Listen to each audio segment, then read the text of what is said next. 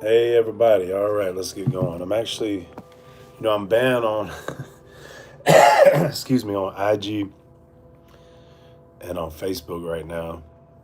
People just be reporting to try to stop me.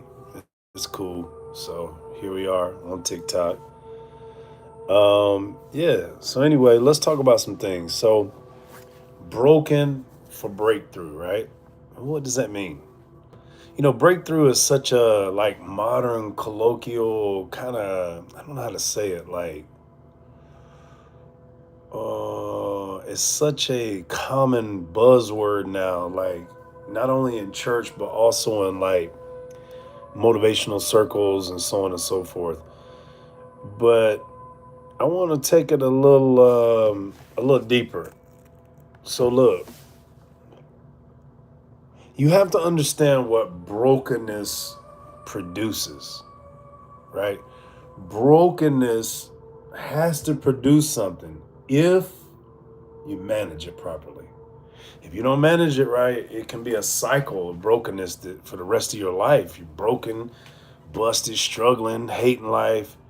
But if you manage it right, and we don't always initially manage it right, but if you get it together, brokenness can produce something beautiful.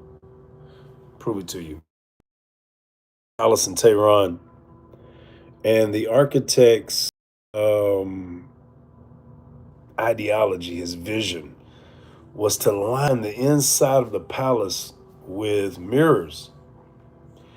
And it was going to be this grand design. So he ordered these what do you call them? Parisian mirrors. He ordered from Paris, like very very expensive. Thank you for all the love. I appreciate it, guys.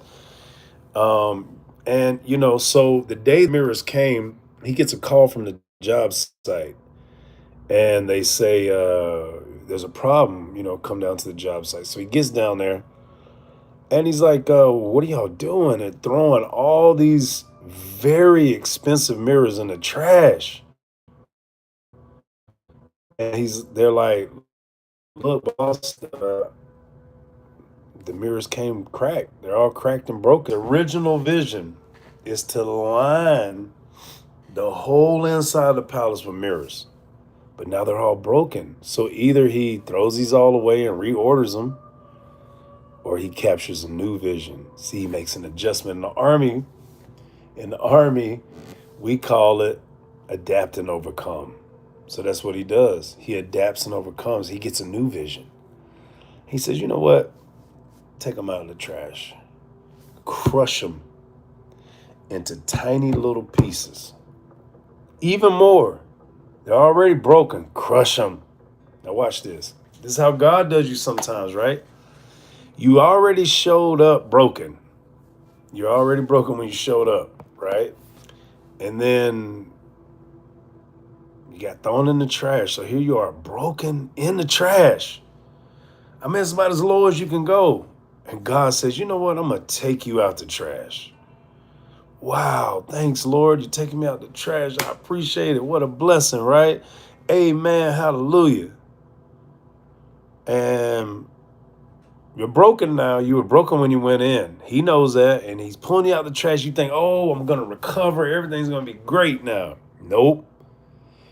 He had to break you he had to let people break you, throw you away so he could remake you. He could remake you. So what did he do?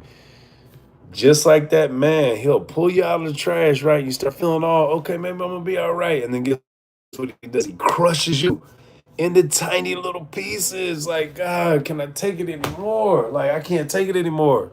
Yes, you can. Because if you can take it, you can make it. Watch this. The architect colored all the broken pieces, right? Colored them different colors and pasted them, glued them to the inside of the palace.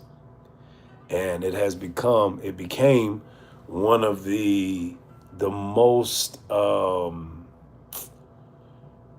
was like the most beautiful palace in the world, to the point that now you see this all over Tehran. Why? Because they set a standard. They changed the dynamic, all because of brokenness. Not only brokenness, but look, they were in the trash. All right, no, they were broken, right? But listen, when you're broken, you're open. Think about it. Every time, look, why do people, when they go through a relationship breakup, get so close to God? Because when you're broken, you're open, man. You know, hey, I tried to do this on my own and here I am, right? But the Lord got me. You see, when you're broken, you're open. So watch this. Broken, already malfunctioning, thrown in the trash. It's enough to be broken, but to be thrown away, I've been there.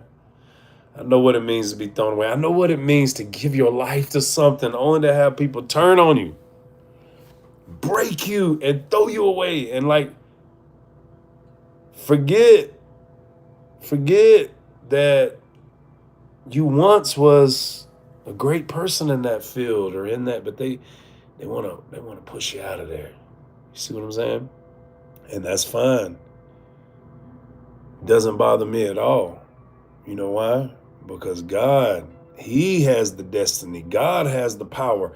God knew that every negative, bad thing that happened to me, you, and everybody else was going to happen before it happened. He was already aware. He's not up there tripping. He's up there at peace because He already knew. Epictetus said, it's not what happens to you that matters, but how you respond.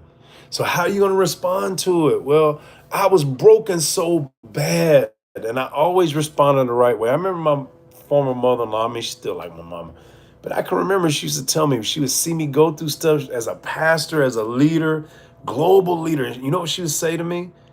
Thank y'all. Thank you guys for the love. I appreciate it. You know what she would say to me? You're the strongest person I know. And I was, until I wasn't. It wore me down. That's why I retired. I was so wore down. And then when I was wore down, I got beat down. Literally, physically, spiritually, mentally, financially. I got hit with everything like a Job experience. I lost my kids. I couldn't see them for over a year.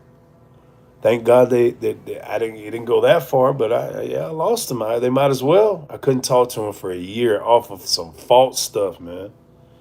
But as broken as I was, thrown in the trash, God pulled me out, man. He started putting me back together, right? But I wasn't really, I don't know how to say it. I wasn't ready. People kept trying to push me in the ministry, right? Kept trying to push me. And it was actually pushing me away because the same old methods what am I trying to say? The same methods of the past church, not going to work in the present, especially with a guy like me, because I know all the angles. I've done it.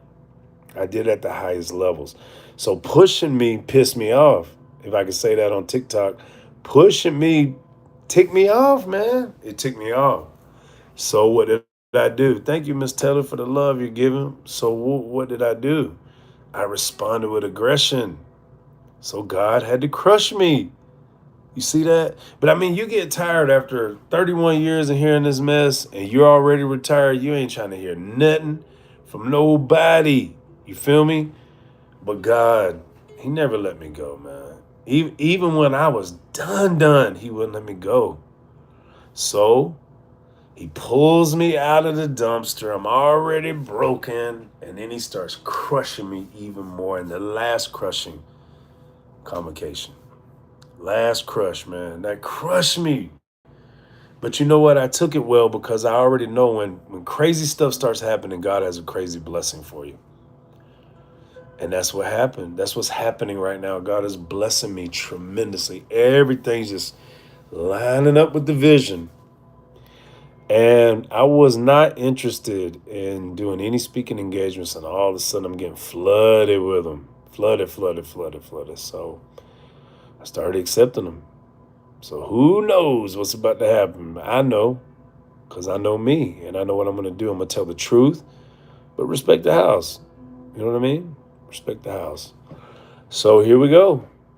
So I know what it means to be broken, especially by people who are supposed to have your back.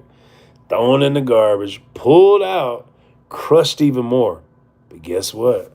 Once he colored those crushed little tiny pieces, and that's what has to happen to your story, it has to be colored in, right?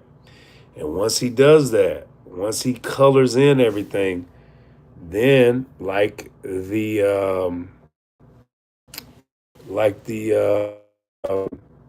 palace, once he colors everything in, right? Then just like the palace, he he creates something new. And look, I'm writing a book, The Last Renaissance Man.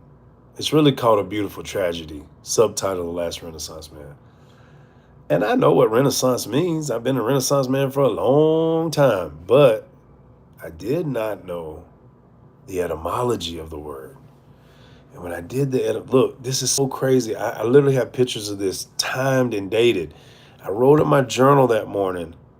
I said, I'm not being, what I say? I'm not being redeemed. I'm being reborn. I was already redeemed. I'm being reborn again. And then when I looked at the etymology of the word Renaissance, man, it's reborn.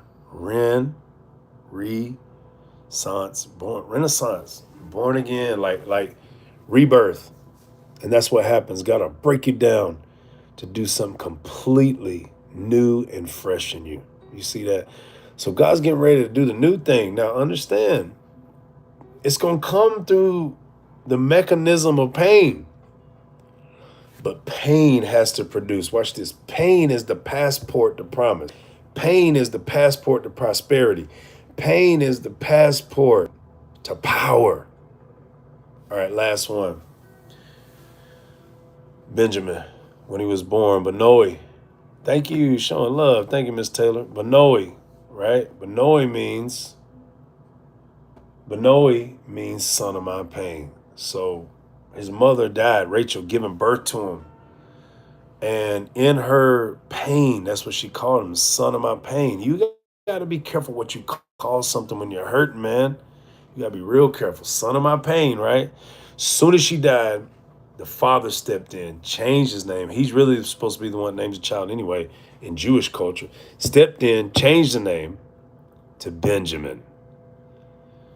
Benjamin, as soon as she died, he changed it. It means son of my right hand, which is a Hebrew idiom that means the son of my power. So in an instant, God took his pain and turned it in